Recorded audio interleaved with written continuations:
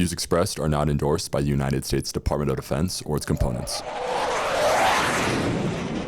Welcome back to the Flyover Podcast as part of USAFA Aviation. Today is episode 24, and we are privileged to have Lieutenant Colonel Matthew Goon Spitler with us today. He is the Deputy Group Commander of the 306th Flying Training Group. Their primary mission is to develop leaders of character through programs of airmanship, leadership, and excellence rooted in aviation primarily for the cadets of the United States Air Force Academy and Reserve Officer Training Corps. Prior to this assignment, Lieutenant Colonel Spitler was the commander of the 557th Flying Training Squadron at the United States Air Force Academy. He has also served as the Deputy Commander of Detachment 6 Air Force Operational Test and Evaluation Center and as the F-22 Division Commander and Assistant Director of Operations for the 422nd Test and Evaluation Squadron at Nellis Air Force Base, Nevada. He has gained his Phase 1 Joint PME credit as a graduate of Command and General Staff College at Fort Leavenworth, Kansas. Lieutenant Colonel Spitler was commissioned as a graduate of the United States Air Force Academy in 2005 and holds a master's degree from the Embry-Riddle Aeronautical University.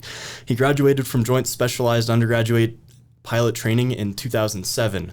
Lieutenant Colonel Spitler is currently a command pilot with more than 1,800 flying hours. His operational assignments include service in the 19th Fighter Squadron, Elmendorf Air Force Base, Alaska, the 90th Fighter Squadron, Elmendorf Air Force Base, Alaska, and the 94th Fighter Squadron, Langley Air Force Base, Virginia.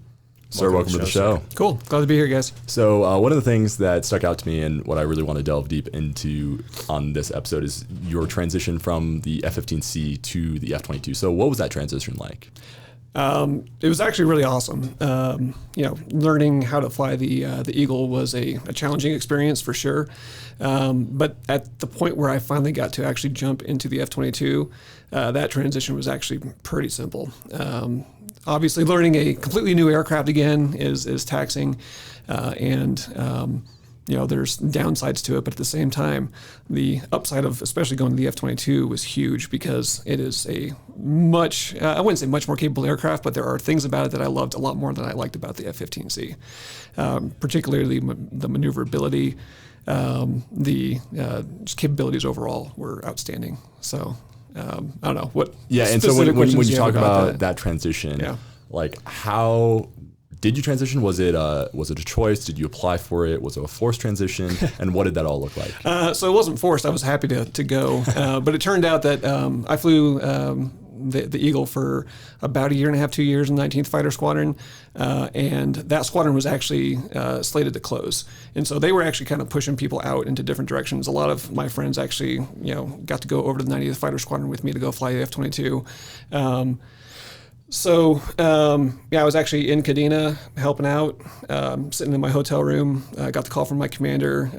We had airplanes that were in Thailand doing an exercise, and I just got to be the guy that sat in between and got hotel rooms and stuff for him, which was pretty awful.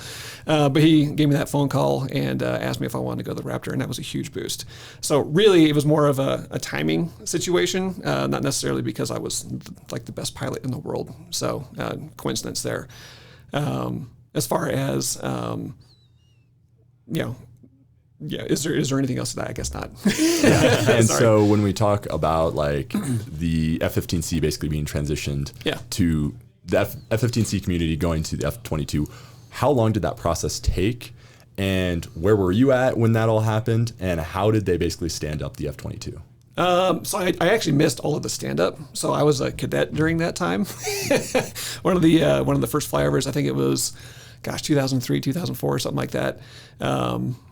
Maybe even 2001, now that I think about it, was an F-22 flyover. So they were operational at that point, right? I just got to join in a little bit later. So they got through a lot of the heartache and difficulties early on. I wouldn't say that was completely done, because when I was flying the Eagle, a lot of times we'd be sitting on the ramp waiting to go fight with them at Elmendorf, and you would hear, we're delayed for a flick a spit or for whatever else. The avionics restart is what we heard all the time. So they were still going through a bunch of hiccups with the systems and trying to get those worked out. But at the point where I got there, they were already stood up, ready to go. So I think the difference for the F-22 community, though, is that at that point there were a lot of different platforms that they took from. They weren't looking just for Eagle pilots to go to the F-22. There were plenty of Strike Eagle guys there as well as Viper pilots. really trying to bring all the communities together to get the best that we could. That doesn't mean that we took all the best pilots, because you can't take the best pilots from the platforms, from other platforms in the Air Force, because then they're completely, stripped of all capability. So there has to be somebody there to continue to teach the young guys how to fly and fight. Yeah, talking about some of those growing pains in such a, especially at the time, technologically advanced jet like the F-22, what were some of those little growing pains? Turn it on, turn it off again kind of stuff? Or? Yeah, I think that was the big stuff, is the ability to make sure that the systems were all up and running and working together. So that's really the big stuff. I think one of the other improvements that they incorporated in Alaska was the shelters. You can't park fighter aircraft outside in really, really cool temperatures, and they will operate, but it takes a lot longer, and it's not good for them. So once they finally got those shelters built for first the 90th Fighter Squadron, and then eventually the 525, I think the utilization rates increased quite a bit after that. And so one of the things you mentioned when they stood up the F-22 was this idea of bringing pilots from different aircraft and different platforms. So from a perspective outside of that, it's like, I feel like there probably would be a lot of challenges and possibly personality clashes and community clashes, like, oh, this is how we do it on, say, the F-16, or no, this is how we do it on the F-15C. So it's like, how did everyone get managed together and mold together as a team to ultimately make the F-22 as best as possible? Well, I hate to say it, I think that initially a lot of the tactics that we adopted were very similar to what we did in the C model Eagle. But as the community becomes, instead of all these different platforms, actually becomes the Raptor community, different opinions are heard. You go through a process where tactics are developed and changed at least annually, if not more often than that. And eventually you get to the point where you stand on your own, and those different opinions actually become valued as opposed to adversarial. So it's really important, I think, like I said, what they did is they brought everybody in, you get lots of different opinions, and hopefully at the end of it, you don't expect success at the beginning, but towards the end of that collusion or collaboration, you end up with a better product. So, yeah. For sure. Cool. So in Alaska, you're kind of on the frontier right there. I'm sure we've all seen all those pictures of big Russian bombers flying around pretty close. What is that environment like? What's the experience there? Well, the facility itself, I don't know if they've updated it. It's pretty old. It was built for F-4s back in the day, so wow. They actually had to add little structures on the front of it to allow the nose cone to stick out, so it's not like actually sticking out of the hangar. That was for the Eagle. I think it applied to the Raptor as well, just a little bit too long. But no, it's a unique place. You show up, you bring your food for the 24 or 48 hour period or whatever it is that you're gonna sit there for, and bring some clothes to change into, gym clothes, because you're probably going to have some time on your hands to go downstairs and hit the gym. But then you just kind of sit there and wait.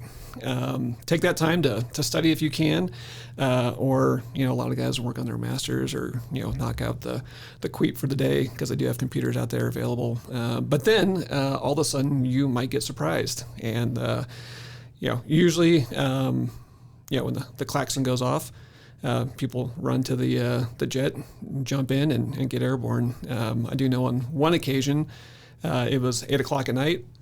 Didn't have any reason to expect anything was going to happen, and the horn went off, and me and the guy I was flying with looked at each other, and initially kind of got up, like, really, is this happening? And started running towards the door, and then the klaxon turned off. And I was like, let's make a phone call. Let's figure out what's going on here. And it was actually really funny, because he was my flight lead. He called, and sure enough, they needed us to get to the airplanes quick. So we ran down there, and it was one of those things where it's like, you're winding down for the day, and now all of a sudden you're spun up and ready to go. We took off, and I'm flying out. I'm in trail of the lead aircraft, and it's getting dark. Which summertime in Alaska gets dark pretty late, but it was kind of getting there. I could still see everything, and it was okay. But I was digging for my NVGs down here, my night vision goggles, and we get a call from the controller, just the Alaska center guy, and he's like, hey, whatever our call sign was, just advisory number 2, Mount McKinley is to his right, about level with him. He might want to climb. And I look up, and sure enough, there's the mountain right there.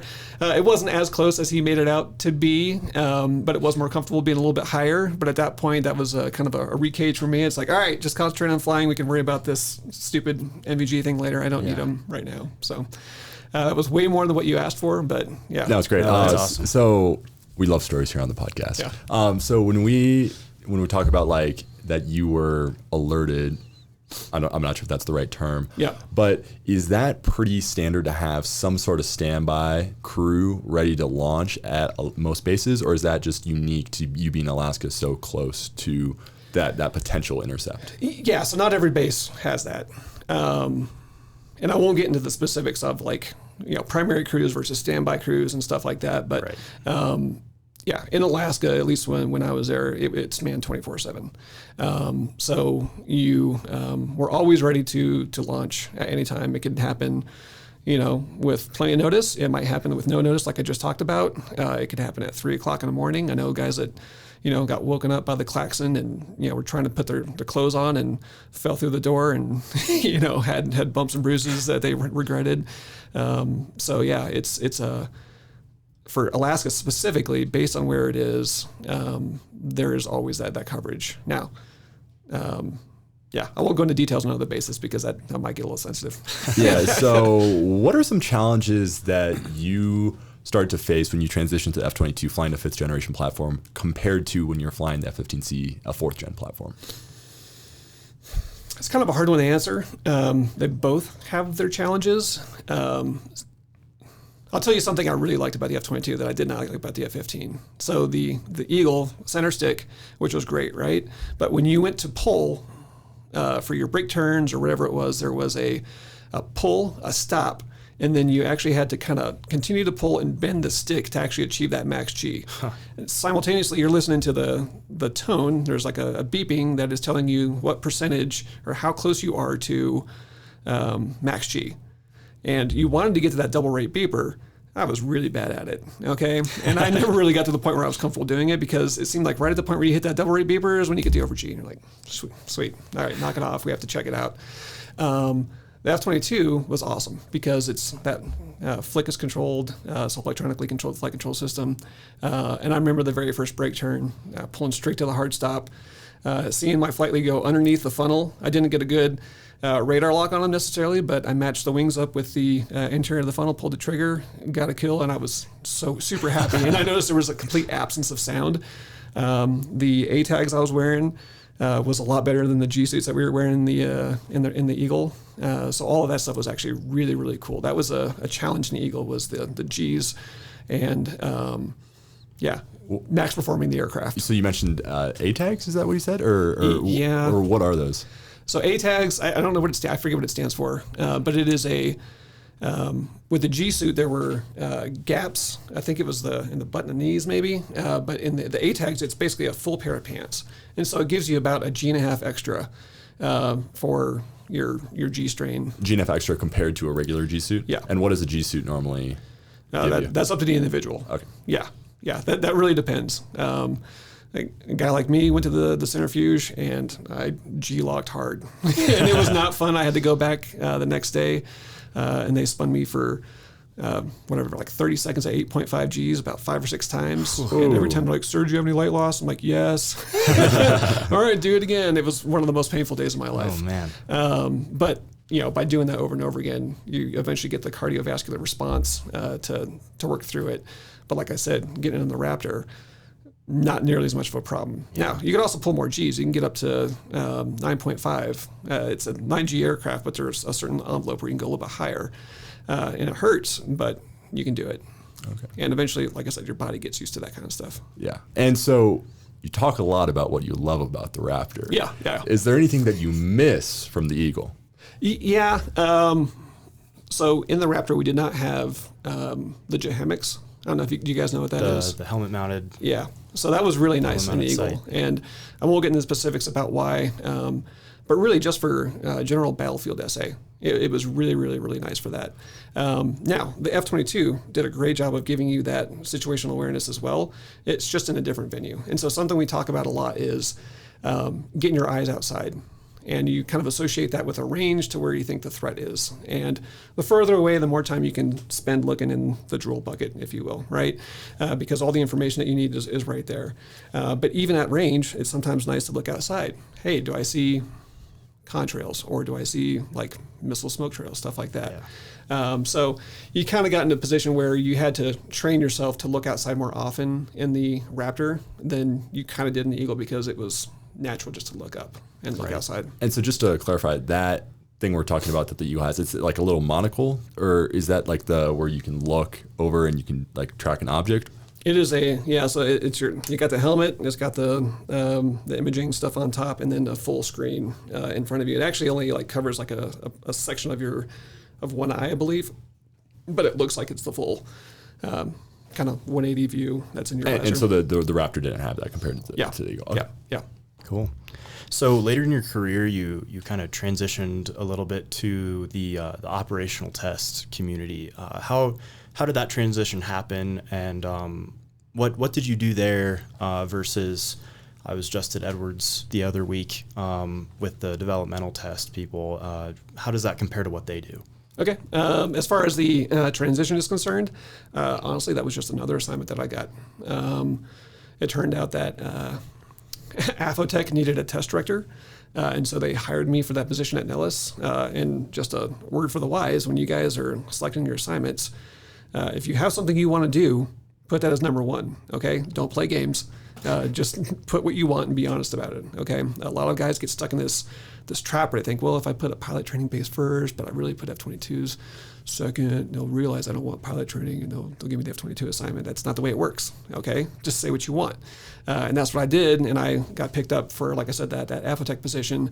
The guys that were at the 422 at the time saw that come across and saw that, I probably wasn't the right guy for that position. And so to be a test director, you need to have some operational test experience. So they did a cool thing, and they actually swapped those positions for an experienced guy that was in the 422 to go to Affotech, and then I came to the 422 to get some seasoning.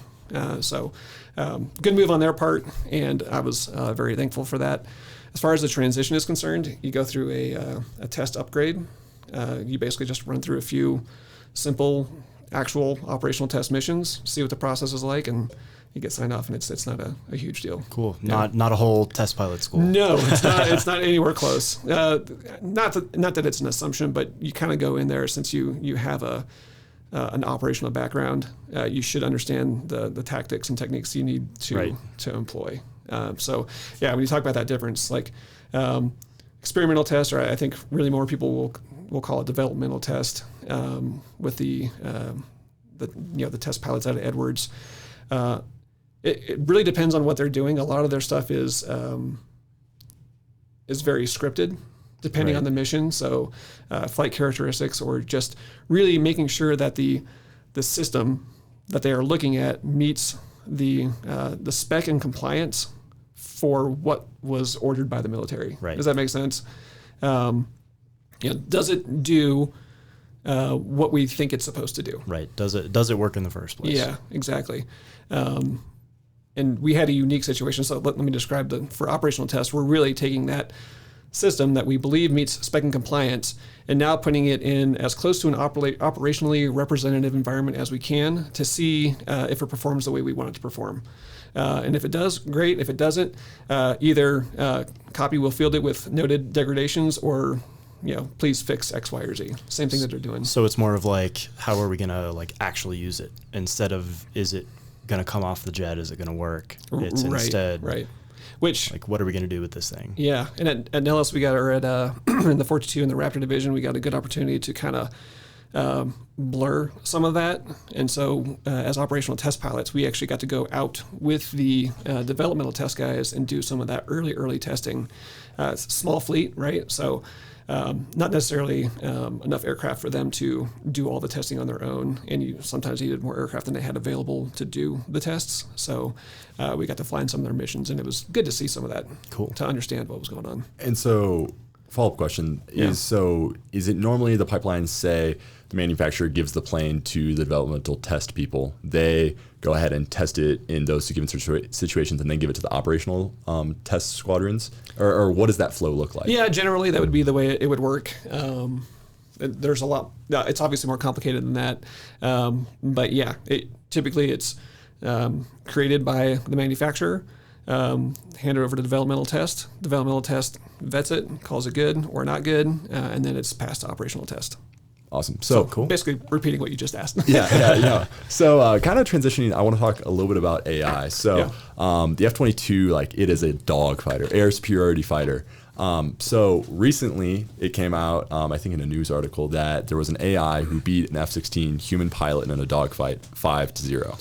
So do you see a future where the AI is controlling and dogfighting under the supervision of a pilot, just there to like almost like autopilot, where the pilot would take control if the AI was going rogue? So I meant to look this up just for some context. Was this computer-based live flight? It was computer-based sim. Okay.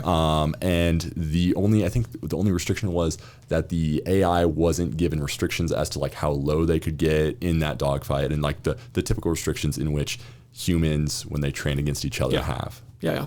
What I will say about trying to fight BFM in a simulator by looking at a screen is that it's awful. So I'm not going to say that AI won because the pilot wasn't seeing the correct cues, but that's something to consider. It takes a long time, even like as you go through pilot training, you don't do any BFM. When you get to IFF, that's where you start to do it in the T-38, and seeing the cues and the pictures that they're talking about, man, I don't know that I actually ever saw it. I got through, luckily. Right. I was definitely well into the F-15B course before I really had an idea of what I was looking at and what I was doing. But you gain skills over time, and obviously at some point that becomes second nature to understand what you're looking at. So your question was, is there a place for it? Do you think in the future, but because I think a fighter being autonomous is a lot scarier to a lot of people than having some sort of pilot in the loop, whether it's RPAs or whether it's actually manned aircraft. So do you see a future as we transition possibly, whereas like the AI is controlling the plane, it's almost like the pilot's an IP in the back, ready to take over if things go wrong? Yeah, I do. I don't know if a lot of my friends will agree with that, or they might disown me. But I think there is a place for it. But it depends on what good data in probably results in good data out, right? Like AI is going to need those electronic signals to make good decisions. The advantage we have as pilots is that we're a lot of times using our eyeballs, and there's information that you're getting from your sensors and stuff to help you make BFM decisions. But I got it. You can use a video. I'm not sure it has the context that they need, and I think it will be an integrated solution where you basically engage AI dogfight mode and then G-strain and hope that you don't get knocked out at some point from some maneuver that you don't expect. I would imagine, I actually know guys that will get airsick in the backseat of a fighter if they're not the ones flying it. Like if they're in the backseat of the Eagle, they won't do it. They have to be the ones controlling the airplane. So that sounds like a pretty awful situation there as well.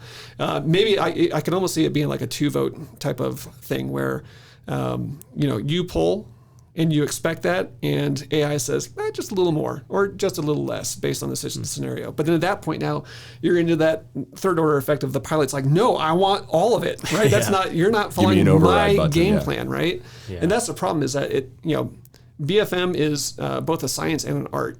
So there are things that you can do that are scripted that you should do every time. But there's also a way to kind of screw with the other person's head a little bit. And if you change the game plan and it's something they've never seen before, they might not know how to defend against, X, Y, or Z. So, yeah, maybe. It's a complicated question. Yeah, and one of the things too that I'm curious about after you were talking about BFM for a while is, we have not been in a pure conflict for a long time. A true dogfight has not happened a lot, just because America has had such a technological and such a supremacy on the battlefield. So what do you say to people who question the need for a fighter which is able to dogfight so well like the F-22. Yeah. I have been in multiple scenarios, in, as close to real life as we can get, red flag, / northern edge, or, in Alaska, flying where you start off in a position of advantage, and you are doing your best to kill an adversary. And hey, missiles don't always hit, right? They're called missiles for a reason, and we do a good job of simulating that now. That associated with, or plus the, the bandit has a vote, or the bad guy has a vote, right? So he doesn't have to continue to fly straight and get hit in the face with the weapons that you're slinging at him. And so you can very rapidly get in a position where all of a sudden you are completely out of long-range weapons, or even like within visual range, short-range weapons, right? And all you have left is the gun on your plane. And if you can't get in a position to actually employ that weapon with a highly maneuverable aircraft, it's useless. And it's a hard thing to explain to people that haven't experienced it. It's also a capability multiplier because, especially with the stealth, there have been multiple times where I was able to save the missiles on my aircraft because I could tell that the person I was targeting was completely unaware, and stern convert and just shoot them down with a gun, which is fun, right? It's definitely a heart-pumping moment. You feel like you're kind of putting it out on the line, but if it makes sense for the moment, if you have a long fight ahead of you and you have that opportunity, you probably should use it. So, I don't know. I don't know if that answers it. No, it definitely does. Definitely does. So, the F-35 is kind of one of those planes that's in that conversation where, like, it can dogfight pretty well. Yeah. Questionable. What valuable capabilities does the F-35 bring, working with the F-22 or doing its own thing, that kind of augments that fifth-gen capability the F-22 already brings? Yeah, so, I mean, they're also very stealthy. They have a lot of, I'll just say, capability, without nailing down into the specifics of it. We probably went into, as a nation, into a false sense of security by saying that we were going to replace all the F-22s that we bought with F-35s, or that we didn't buy with F-35s. What I will say is that it's just a very capable aircraft. And while it might not have as significant a role in the air-to-air world, that's not the only fight that we're fighting, right? I have to be concerned about stuff on the ground too. And they do a better job of taking care of that threat. It's really the bottom line. As a previous guest said, I think it was jack of all trades, master of none. Yeah. I mean, I'll be interested to see where the 35 goes, especially in relation to the F-22 and NGAD in the future. Well, I mean, if you look at the development of the F-22 with the putting STBs on board. What are those? Small diameter bombs. Yeah. That was actually a gap fill for delays in the F-35. Like, we became a jack of all trades in some regards as well, because of slow acquisitions. So. Yeah, and so talking about the future fight. So to the extent that you can talk about, how would the F-22 be employed in a near peer or peer adversary conflict? That's a tough question to answer. And probably a lot of things we cannot talk about here. Yeah, I think I'll turn that question on you a little bit. One, for the purpose of security, and two, because it's taken out of context a little bit. You would employ the F-22 to the maximum best extent possible. But you can't do that if you don't have other assets with you in that fight. And that's something that I think a lot of people on the outside look at, and they see the F-22 or the F-35 as a silver bullet, golden BB, whatever you want to call it, right? It's the single solution to the problems that we have. And that's just not the world that we're going into, guys. So when we talk about those near peer or peer competition, it is definitely going to be a completely integrated, joint multi-service, multinational coalition type of fight. So yeah, the F-22 plays is a critical piece in that puzzle, into that solution to win that fight. But talking about it in the context of how you would employ it against the near peer, I would just say as integratedly as possible, if that's a word. Yeah. All the pieces in the puzzle moving all at one time. Yeah, absolutely. Like it is a full effort by all of our military forces. And forget that, outside of the military, just national resource. Yeah. It becomes much more than just a military fight. In a little less pressing situation recently, F-22 had its first kill. Chinese we'll put spy it in balloon. quotations. We don't spy know. balloon. What about the F-22 made it the plane chosen to go deal that blow? Honestly, I'll get a little sarcastic here for a second. Frank Luke, Go for it, sir. the Balloon Buster was a member of the 27th Aero Squadron, and the 27th Fighter Squadron is the one that shot it down. So that probably had something to do with it. Okay. I don't know, maybe a little historical context there. Honestly, I think it had something to do with the plan for where the right place to do it and what squadron was closest. It's just an opportunity. And Fair enough. it's high altitude. F-22 performs, from my personal experience, definitely better than the Eagle did at high altitude because it has just that super cruise capability, ability to get up there and actually fly supersonic for long periods of time. You have to be going fast in that thin air to be effective. So that might have been a consideration. However, I am fully confident that just about any fighter platform except for the A-10 probably could have made it up there to take care of that balloon.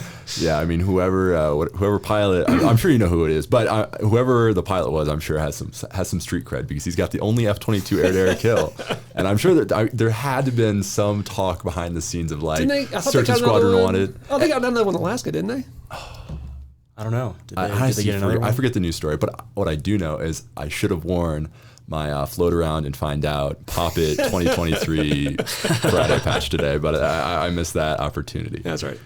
Okay, so kind of just talking like obviously you're a fighter pilot. So in a fighter squadron, we've asked previous guests like how do you do work-life balance? Yeah. And they always come back with it's not balance, it's harmony, because there's ebb and flow. The military is going to demand some things from you, and then obviously sometimes there's family situations that come up. So in a fighter squadron, how do you ensure work-life harmony? Yeah, I think harmony is a great way to put it. I never would have thought of that word on my own, but it is not.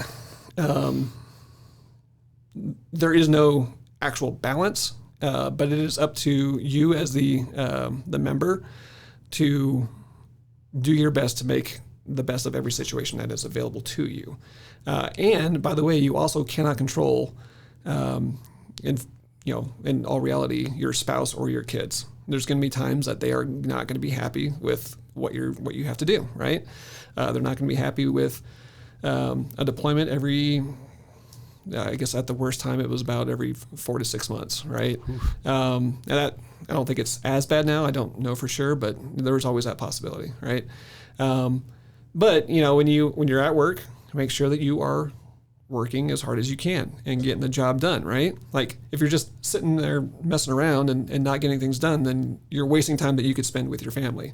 And then same thing when you're with your family, like do your best to close out the work side. It's not always possible, but if you can, be as present and in the moment as you possibly can be, it's only going to improve that situation. So, it's not easy, but it's definitely very possible. I have friends that have like 5 and 6 kids. They're very happy. They have, wonderful spouse. That's something that is key. Like make sure that you're, the person that you are getting involved with knows what they're getting into. And if they don't, you better do a good job of explaining it. Otherwise, they're going to be surprised by things. So, yeah, and talking about work-life harmony or sometimes when that gets thrown out of whack. So yesterday was the 94th Change of Command ceremony, and hearing the speeches from the outgoing commander, Flying Train Squadron. Yeah, sorry, yeah. Okay. Flying Train Squadron here at the Academy. Listening to the outgoing commander and incoming commander talk about like the sacrifices that commanders have to make when they are on their command tour. Can you touch a little bit as like a former commander of the 557th down here at the airfield at the Academy, like how does that change when you are in that command? Well, because your family, in all reality expands, right? Or your responsibility to the people that are below you or that you work for expands. So there's a reason that most command tours are only about 2 years long. I know a few guys that have done maybe 3+. That's taxing. So the best way to do it is to roll your family into that responsibility as well. Not necessarily like making them come to all the events and making them like, you can't tell them a lot of things that happen, stuff like that with personal matters. But if you can make them feel like they are a part of that team, that really helps. And you just have to realize this is your moment to affect people's lives in a positive manner. And if you cannot affect their life in a positive manner, you got to keep them included in that conversation. You can't keep secrets from them. That was something that I definitely didn't like growing up, was when I felt like people were keeping secrets from me, right? There's reasons for that. There's obviously times that has to happen. But that individual commander's style, be as transparent as you possibly can be. And then at some point, you might have to make that tough decision to say that, your life in the military is actually degrading to the Air Force. And there's times that you have to make that tough decision to say, this individual is no longer belong here. If you can, obviously the Air Force comes first, but if you can kind of reverse those and say, hey, I'd like to take care of people first, and then the Air Force, that's awesome. But sometimes the Air Force is going to come first. And it's just a reality they have to face. And use the people that you grow up with. Look at the commanders that were before you. Like, take their examples. What did you like? What did you not like? You don't have to be the guy that you're replacing or your favorite commander. Be yourself, but learn from them. Sure. I don't know about the commanders you had in your time at the academy, but certainly here over 4 years, it's been a wide variety. Yeah. A lot of examples to learn from and say that's good and that's not, and I didn't like that, I did like that. So absolutely, it's a lot of opportunity here, and I'm sure going operational in just a little bit, it'll be some similar stuff. Yeah, and I'll be honest, like I didn't necessarily want to be a squadron commander until I found out that there was an opportunity to do it at the academy, and I was like, that sounds awesome. That's actually that sounds like a great place for me to do that job, and I definitely don't regret it. And so how do you think it compares? Like you mentioned, like at the academy, a squadron command position was open. How do you think that compares to like an operational command? So I think it's going to be a higher performing commander at an operational command, if you will. They said I was in the running for those positions, and like I said, it just wasn't something I wanted to pursue. And I think it was a good call for me. Like, this is a great place to do it. But make the most of what you are offered, because here we have an opportunity to influence future officers, and I think that's something that a lot of people don't realize. And it's not. There were a lot of people who said, "Oh, a command job at the academy, dude, that's going to be easy." It was in no way simple, and it was actually really surprising that when I got here, the commander before me was like, "Oh, and we're also trying to get this turbo normalizer thing for the T-53, so you'll get to do that." I'm like, "Wait a minute! I left operational test and the acquisition world to come to the 557th, the only squadron that flies T-53s, to do an acquisition project? You've got to be kidding me, man!" Like, I was trying to get away from that world. So, very interesting. There's always going to be challenges, no matter where you're a commander. Yeah, coming into a group command job. Yeah.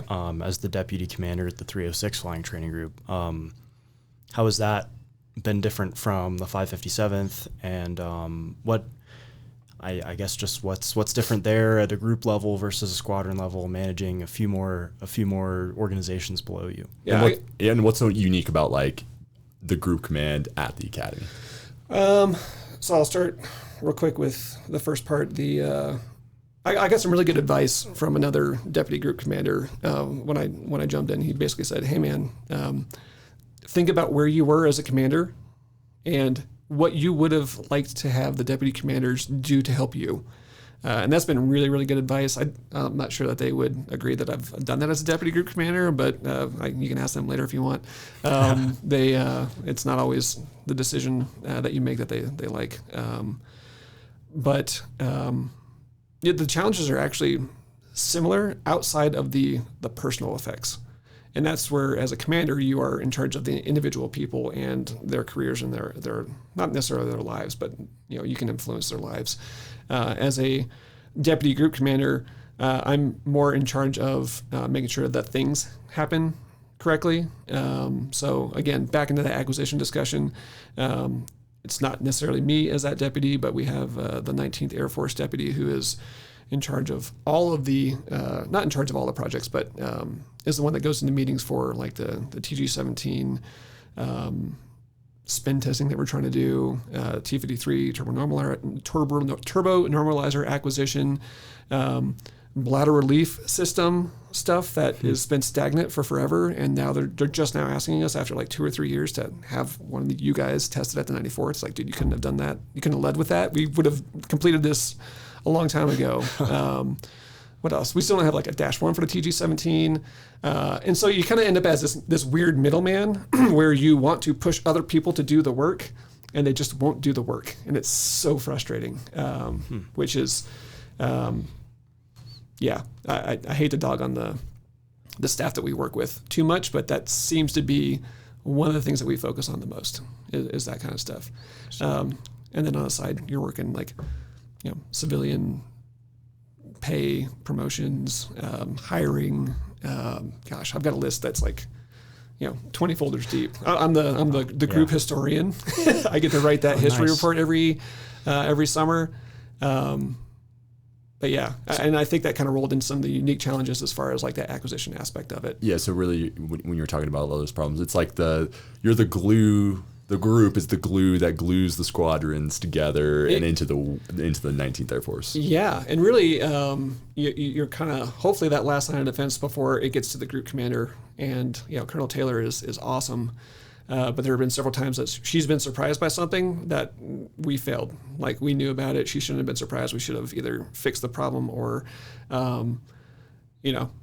fixed it or just removed it from her plate altogether. So when it rises to that level, and that's when you're like, dude, I'm sorry, ma'am, I screwed up. But like I said, she's awesome, and she has not given us too much grief for that so far.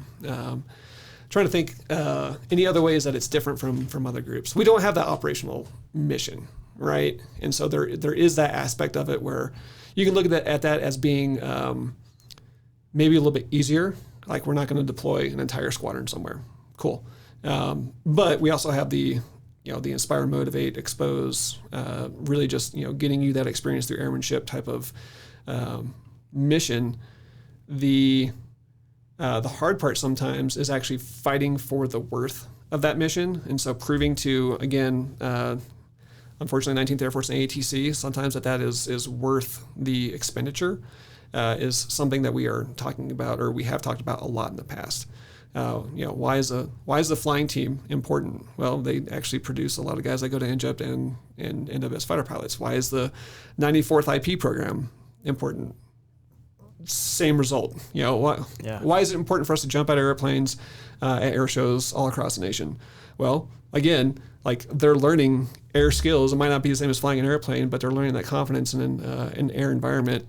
And by the way, it's an awesome PA event. Like people see people jumping out of airplanes and they want to go to the Air Force Academy. So it's those kind of arguments. I mean, I'm biased to the 94th, but what I will say is I definitely want to take jump before I graduate because it is such a cool program. It's a blast. I took it 3 years ago. I was a Melvin, if you will, as well. And I thought that was a lot of fun. Yeah. Flying TG-10. So, and it's valuable experience for the future. I think it's crazy, and it's also really, really cool that it's like, your first jump is solo. Like you are. It's nuts. It's nuts. You don't get to do it anywhere else. Well, and I did it with cadets that were 20 years removed from me. That's when I realized, oh no, I'm really old. Like it's happened. But when you go through the 3 days of training in the summertime, and then you get in the airplane for the first time, and I was the third one out the door, and the first person didn't hesitate at all. It's like, oh dude, game on. Like there's no way I can't stop. They open that door up, and you're like, man, that's where I'm going. Yep. I'm getting out. Yep. I also think it's crazy that the outgoing, the old, now old 94th Flying Training Squadron commander, how he puts it is it's 20 and 21-year-olds teaching 18 and 19-year-olds how to fly a pattern. Yeah. And in between that pattern, 20 and 21-year-olds are teaching 18 and 19-year-olds how to jump out of the aircraft solo for the first time, and they're landing in between the patterns. That's crazy when you put it like that. And then obviously we got the 557th flying team on the other side of the airfield as well. Super congested airspace. There's a lot going on. It's and I get to fly the outer now, so I get to actually like watch you guys jump out, which is it's really neat to see. I'm full spectrum for the 306 as the T-53 gliders and 98th now. So yeah, I mean, as a cadet who's just done some of the airmanship stuff. Yeah. I mean, I know so many people who had never done anything like that, been in a small plane or done any of that kind of stuff, and they were like, "Oh, I don't know if I want to be a pilot. I don't know if I'll like it." And they go do that, and it's like the coolest thing ever. Absolutely, I want to go fly. Or I got sick a lot. No, I don't. Right? And really, the decision is yours. Either way, it doesn't matter. It helps you make that informed decision. Yeah, figure it out. Because it's a big deal. I mean, an extra 10 years in the Air Force, and you know. Well, and so it's a big deal. But let's go back to that work-life balance discussion, right? Yeah. If you can have fun while you're doing it, it's not that big a deal. Right. The 10 years went like that. Now, afterwards, as you get a little older, that feels like it's gone a little bit slower. But that first 10 years, you really, honestly, kind of need that time to get to the point where if you did want to get out, you would actually have the hours you need to be competitive in the civilian world. So it works out. So one of the questions I want to ask, kind of going back to the F-22 before I get into our last traditional question. So the F-22, everyone always talks, who's flown it? Everyone always talks about like it is just a blast to fly. And it's like if people have said is like if I had to pick any aircraft to take on a joyride on a Sunday, like absolutely I'm taking the F-22. So what is it that makes the F-22 just like so much fun? All right. I wasn't sure I was going to tell this story, but I'll do it. It is a beast. It is absolutely just a monster of an airplane. And so in this scenario, it was the third day in a row. I was supposed to go fly BFM, just a two-ship. We're in the desert deployed. And my wingman fell out again. And so there's a subset mission that's called AHC, or Advanced Handling Characteristics. And you go out there and you just essentially you can do the same stuff that you do in BFM, except now you get to concentrate looking at the HUD or at other parameters to just really refine your skills. Like make sure that you're doing things while you're looking at the airplane in as a proficient manner or as effective manner as possible. Well, this is something that you should take away from this discussion is anytime that you're like, dude, I have a great idea, and it happens like at the point where you're either airborne at that moment or at takeoff or something like that, you should not do it. Okay, just stop, go back, think about it, and then don't do it. So I got airborne, AHC, third day in a row, I'm bored, I don't want to do the other stuff. But I do remember that the difference in T-38s is that we did loops at 500 knots, and then in the F-22, I could do it a lot slower, like 180 knots over the top. So I was like, you know what? I'm going to mix an F-22 loop and a T-38 loop together. So I started at 20,000 feet, which is pretty high to start a loop anyway. Put in a max AB, boom, boom, boom, boom, at 500 knots. And by the way, when you're going fast, you go faster, okay? There's a lot of air getting shoved down those engines, and the jet just took off. Now, when you're doing those low-speed loops in an F-22, you're actually not pulling a lot of Gs. It's like 4 to 5 in a T-38 at 500 knots, but you only pull to a light tickle is what you call it in the F-22 because you're trying to conserve energy, right? Trying to get that nose, just ease it up over the top. As I was doing that light tickle pull, the airplane is continuing to accelerate. And I'm watching this happen in the HUD, and I'm like, dude, like, this feels like a bad idea. And I kept going. This feels like a really bad idea. And I get to about 60 degrees nose high, and I see that I am rapidly passing through 45,000 feet, and the airplane is not slowing down. And so I'm like, dude, I'm going to go out of the top of the airspace if I don't stop this right now. So I pulled full hard stop. I probably should have just gone, out of AB, rolled and pulled, but I did the opposite stupid thing, and I went this way. And the airplane kind of like stopped and flat-plated, and then just slowly rose, and I hear, boo, and I'm like, what the and I look over at the engines, and they're just eating themselves, right? There's red and flashing all over the place, and later learned that was actually called the dangerous condition tone, which means that I'm at an altitude and airspeed that is not conducive for engine operation, and that's exactly what was happening. And so as I topped out at around 54,000 feet, upside down, hanging in the straps, and the airspeed is at 0 now, the airplane begins to fall in the opposite direction, and it kind of initially just falls straight and then eventually loops off and does one or two kind of like little whiffer deals. And if, the recovery in the F-22 is essentially to put the power in mill and then let go of the flight controls, it's going to fix it on its own. And it did that, and that was great. But now I'm at 52,000 feet trying to figure out what I'm going to do, because I'm definitely not flying this airplane anymore because I feel like I broke a lot of rules. And I just basically pedal turned all the way down and then went home. And then, the part that was amazing about the Raptor is that I got to maintenance and I told them what I did.